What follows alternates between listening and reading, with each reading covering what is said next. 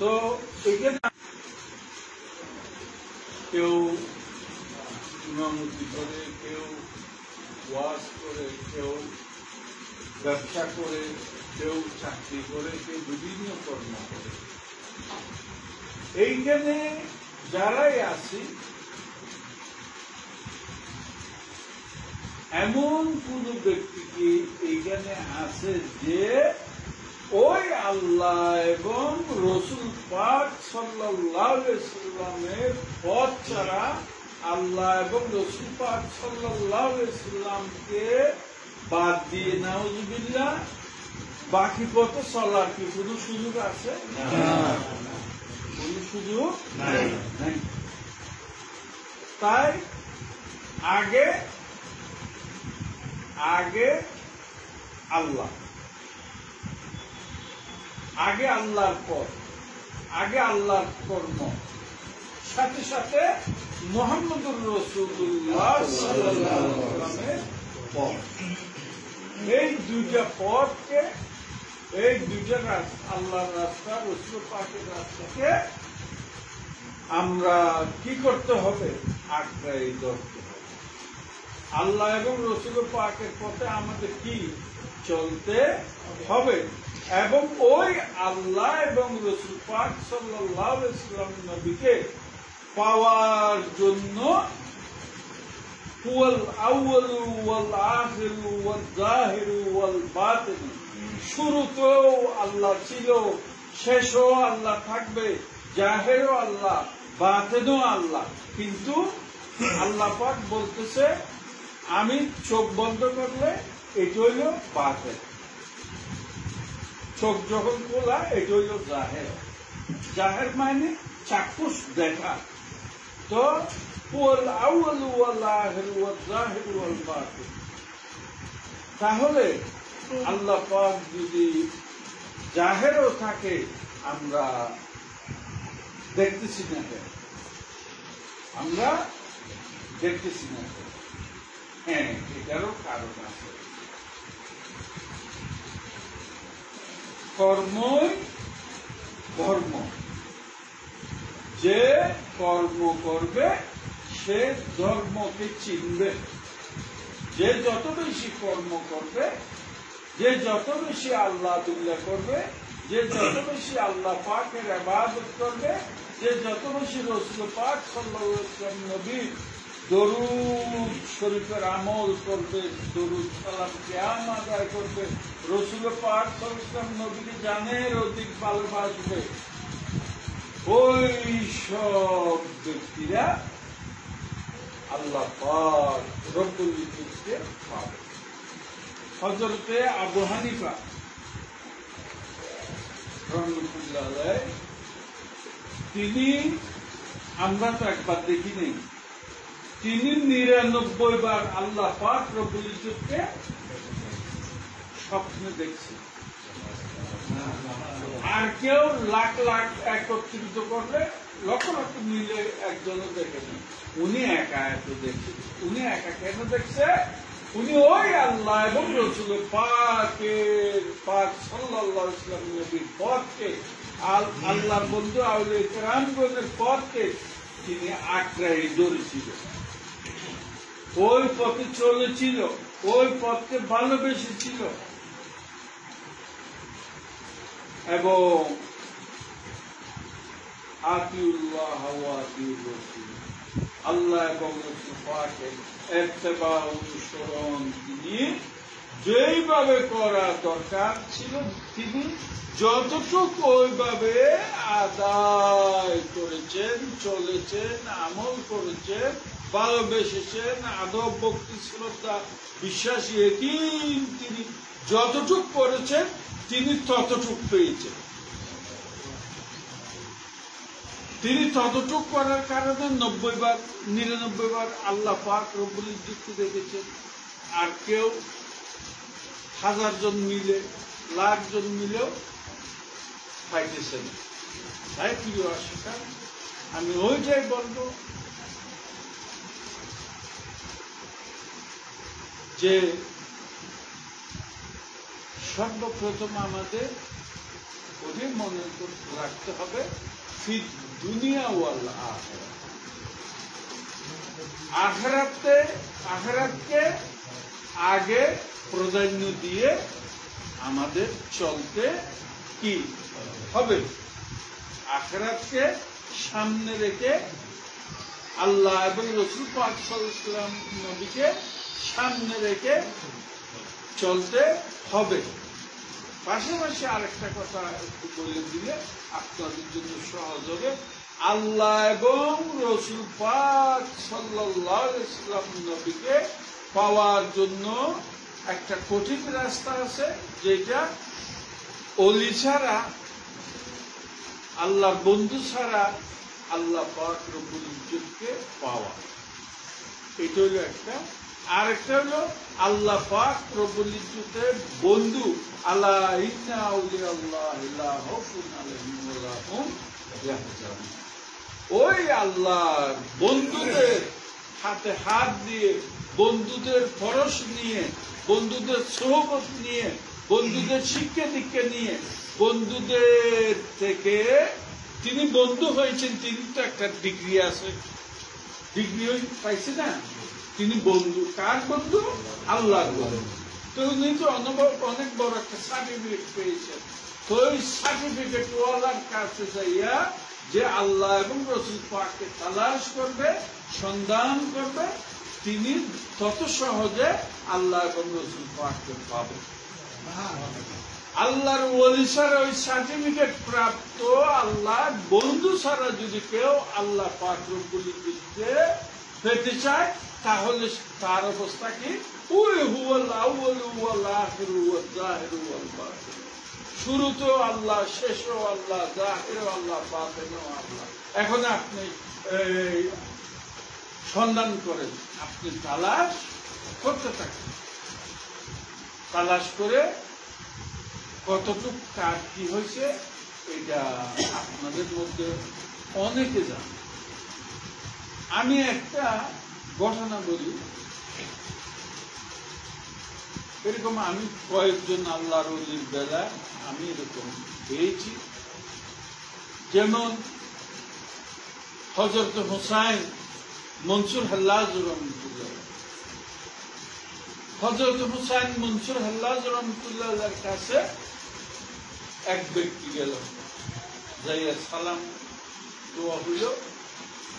তখন হযরত মনসুর হাল্লাজ রহমতুল্লাহ জিজ্ঞেস করলো, বাবা তুমি কি কিছু বলতে চাও?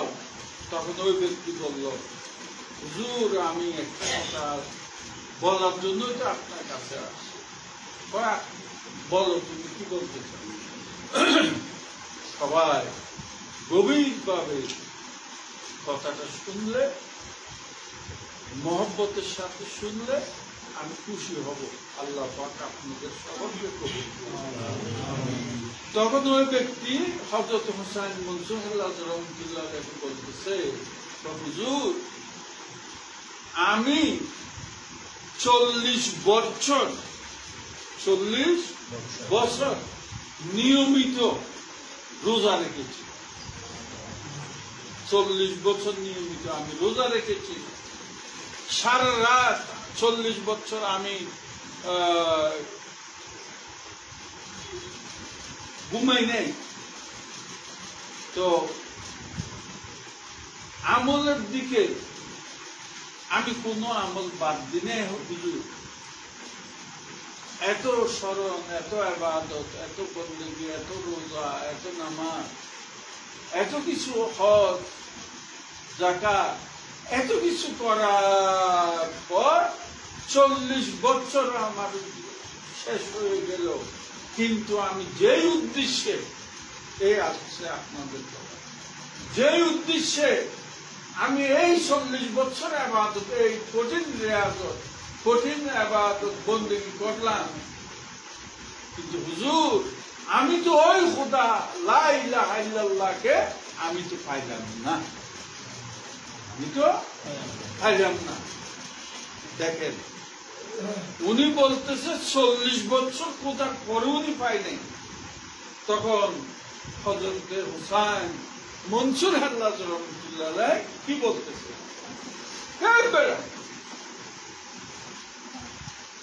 আল্লাহ পাওয়া এটা একটা কঠিন কাজ হইল।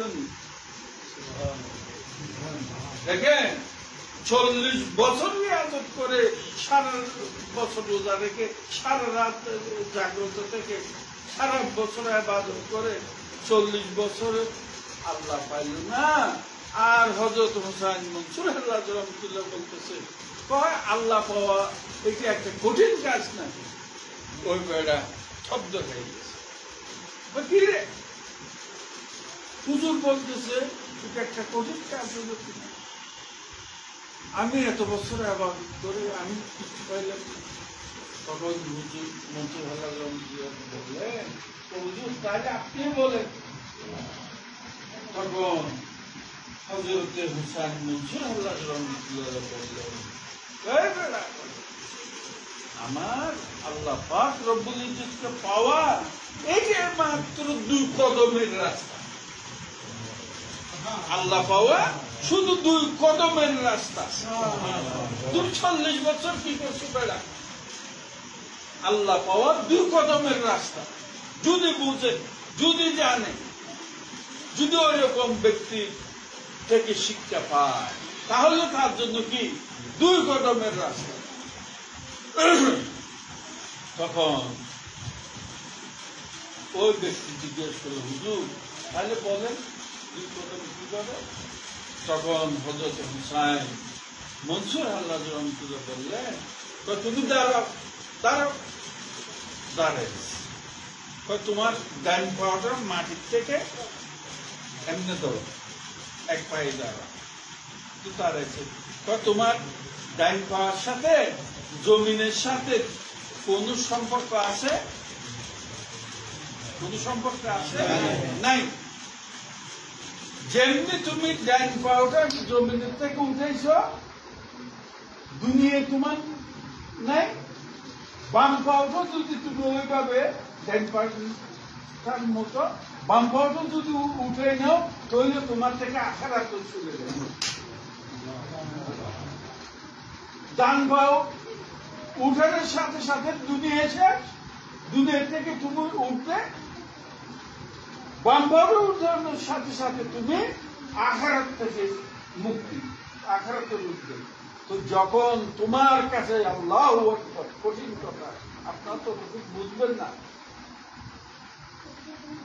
যখন যে ব্যক্তির ওই মুহূর্তে ওই ব্যক্তির থেকে দুনিয়ায় চলে যায়, দুনিয়ার সাক্ষীর দুনিয়াওয়ালা আখিরাত, দুনিয়া সরে গেল, পাশাপাশি আখিরাত যখন চলে গেল, দাঁড়িয়ে দুনিয়াও চলে গেল, আখিরাতে চলে গেল, তাহলে কি ওই ব্যক্তি তখন হযরত মনসুর আল্লাহ রহমতুল্লাহ বলতেছে, বেটা এই মুহূর্তে তুমি যখন ডাইন পাওয়ার থেকে উঠে নিলা, তোমার থেকে দুনিয়া চলে গেল, বাম পা উঠানোর সাথে সাথে আখিরাত চলে গেল, যখন তোমার কাছে আর দুনিয়াও নাই, আখিরাতও নাই, তখন তোমার কাছে আল্লাহ ছাড়া আর কিছু নাই। আল্লাহ ছাড়া তোমার কাছে আর কিছু নাই। তোমার আল্লাহ তোমার কাছে, তুমি আল্লাহর কাছে। 40 বছরের রিয়াজত মারা ছিল। তো ও আল্লাহর বান্দারা একটু বুঝে, আমার হযরত হুজুর গৌসে বক্তা পিরানা বিদ্যস্তগীর মাহবুব সুবহানি প্রিয় রাসান হযরত হুজুর সৈয়দ গৌসে পাক রাদিয়াল্লাহু তাআলা বলছেন, উনি তো হযরত মনসুর আল্লাহ রহমতুল্লাহের 2 কদমের রাস্তা বলছে।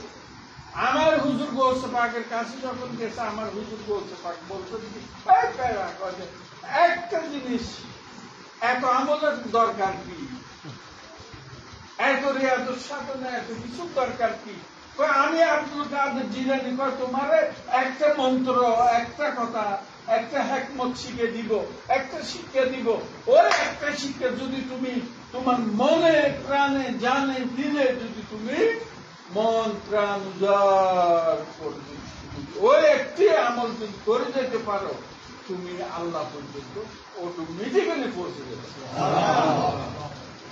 তো এই সমস্ত কথা বলার দিচ্ছে এইখানে আল্লাহ মাফ করুক, আমি কোনো অ্যাডভার্টাইজ করতে আসি নাই, ওই বাজারে ওষুধ বিক্রি করার জন্য আসি নাই, কিছুক্ষণ অ্যাডভার্টাইজ করে ওষুধ দেবে।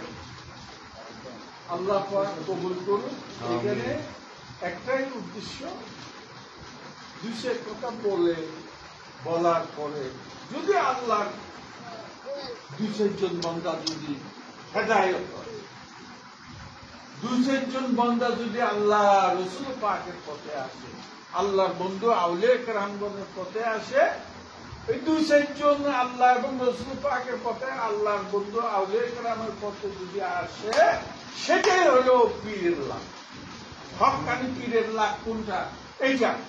হক্কানি পীরের বাড়ি বেঁধে দিছে মুড়িতে, এইটা পীরের লাভ না। মুড়িতে গাড়ি কিনে দিছে, এইটা পীরের লাভ না। পীরের হক্কানি পীরগণের লাভ হলো 200 জন মানুষ যদি আল্লাহ ডাকা মতো হয়, আল্লাহ ডাকে, ওই 200 জনকে নিয়ে কাল হাসর ময়দান যখন হিসাব নিকাশ হবে, আল্লাহ পাক রব্বুল ইজ্জতের সামনে এইভাবে ওই 200 জনকে আল্লাহর বন্ধু, আল্লাহর ওলি 200 জনকে সাথে নিয়ে আল্লাহ পাকের সামনে হাজির করবে। আয় বারে এলাহি, আমি তো তোমাকে অত বেশি কিছু করতে পারি নাই, তুমি দয়া করেছো, আমি চেষ্টা করেছি, এই 200 জন আমার থেকে আরো বেশি আল্লাহ তোমাকে দেখেছে, তোমার পথে চলেছে। আল্লাহ তুমি এই আমার এই খেদমত তুমি কবুল করো। এইটা হইল পীরের লাভ, এইটা হইল পীরের লাভ। দলাদলি এই সেই দরকার নাই। এই শুরু হয়েছে এই পর্যন্ত কথা, যাহা আল্লাহ পাক দয়া করে বলাইছে আমরা শুনেছি। আল্লাহ পাক আমাদের প্রত্যেকের দিলে দেমাগে যেন দয়া করে হেফাজত করে, এই শিক্ষা যেন আমাদেরকে আল্লাহ পাক দয়া করে দান করে, এবং মত পর্যন্ত এইসব কথা মনে রেখে আমরা যেন চলে ফিরে আমাদের জিন্দগি করে যেতে পারি। আমাদেরকে, আমাদের সকলকে, আমাদের ছেলে মেয়েদেরকে আল্লাহ পাক দয়া মেহেরবানি করে কবুল আর মঞ্জুর। আজকের মাহফিল আলোচনাকে আল্লাহ পাক আশা পদ্ধতিকে কবুল আর মঞ্জুর। اللهم فضل कर या रब मोहम्मद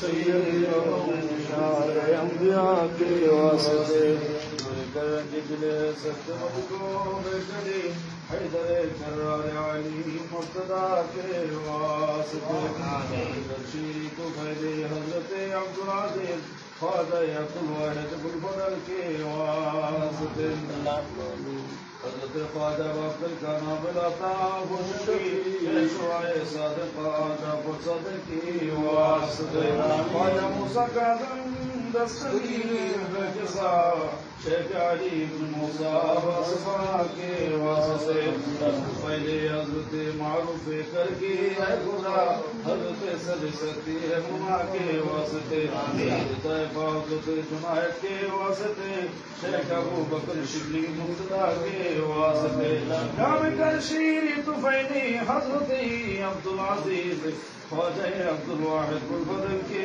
वास्ते शेख यूसुफ तुरदूसी बुलबुरा के वास्ते हजरत शेख अबुल हुसैन कुरैशी के वास्ते रहम फरमा बतुफैले बुसईद मरसमी मौसुलातुल कादिर जिलानी के वास्ते सुल्तान अरफात शहाबुद्दीन मासफा नाज़िमुद्दीन निज़ामुद्दीन गज़नवी के वास्ते मीर बेकसा सैयद मुबारक गज़नवी ख्वाजा का शेख नजमुद्दीन के वास्ते फैज़ कुतुबुद्दीन रहम फरमा ऐ खुदा पीर आलम फजलुल्लाह साहिब सफा के वास्ते महमूद हजरत पेशवाए कामिला नासिरुद्दीन नसीरुद्दीन दुर सफा के वास्ते हजरत ख्वाजा तकीउद्दीन इमाम मुत्तकीन اور صوفی نظام الدین باصفہ کے واسطے رحمت مجفر طفیل شاہ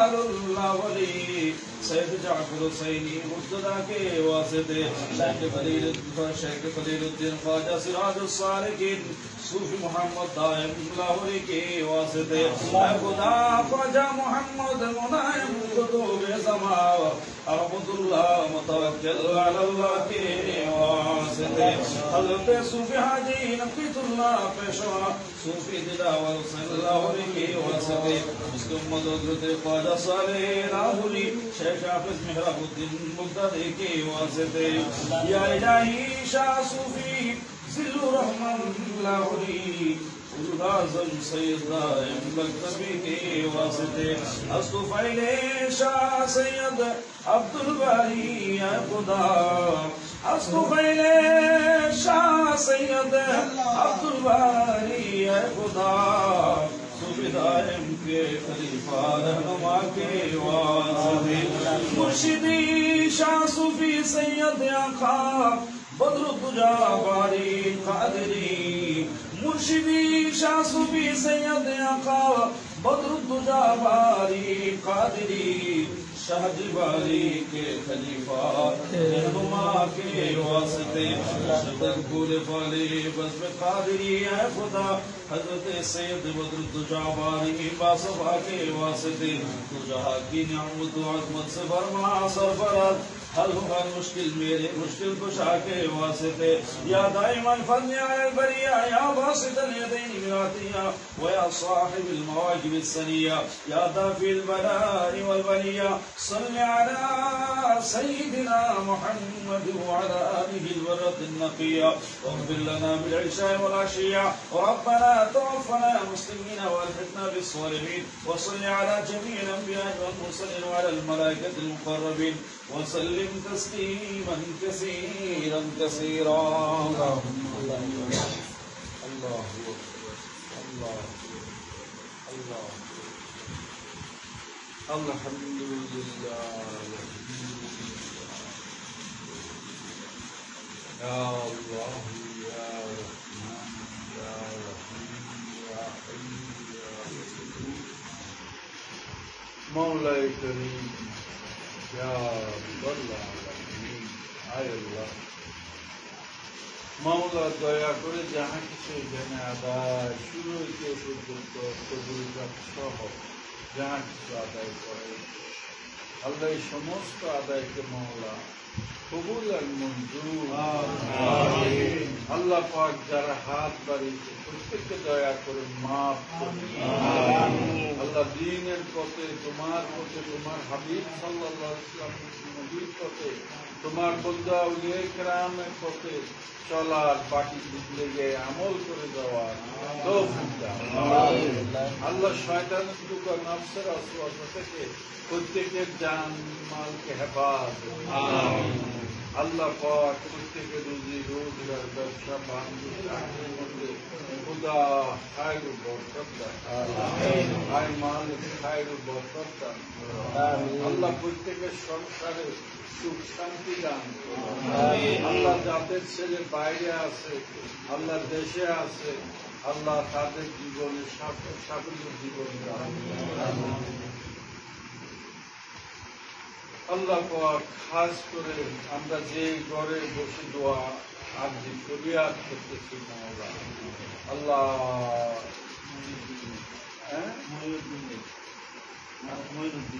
মোহাম্মদ মঈনুদ্দিন সাহেবের বাবা মা খুদা দয়া করে ওনাদেরকে আল্লাহ হায়াত করা দিতাম হায় মালিক ওনাদের শারীরিক সুস্থতা আল্লাহ ওনাদের শারীরিক সুস্থতা আল্লাহ পাক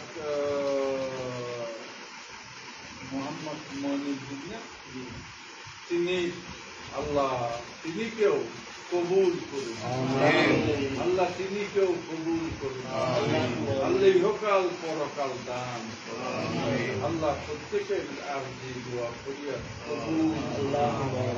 আল্লাহ পাক আমাদের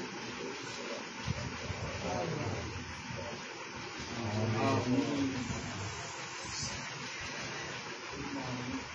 بحق لا